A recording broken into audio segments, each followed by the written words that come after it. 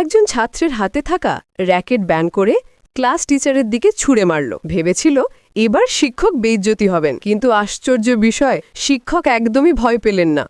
বরং শিক্ষক উল্টা হাতে থাকা বই দিয়ে ফিরিয়ে দিলেন। এতেই দেয়ালের ভিতরে ঢুকে যায়। এতে ছাত্ররা অবাক হয়ে গেল, এত শক্তিশালী শিক্ষক কিভাবে সম্ভব। সেদিনের ঘটনার আগে তারা পরদিন শিক্ষকের চেয়ারে গোপনে আঠা লাগিয়ে দেয়। শিক্ষক বসার পর তারা অপেক্ষা করতে থাকে। এবার আসল মজা। একজন ছাত্র হেসে প্রশ্ন করল, স্যার এবার দাঁড়াতে পারবেন? শিক্ষক শান্ত গলায় বললেন, কে বলেছে আমি উঠতে পারবো না? ছাত্রীরা ভাবল তিনি বাড়াবাড়ি করছেন। তারা বলল, পারলে দাঁড়িয়ে দেখান তো। কথা শেষ হতেই শিক্ষক একদম স্বাভাবিকভাবে উঠে দাঁড়ালেন।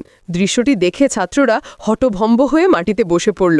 এখনও তারা বুঝতে পারছে না ঘটনা কি। আসলে তারা যাকে ক্লাস টিচার ভাবছে তিনি মোটেও সাধারণ মানুষ নন।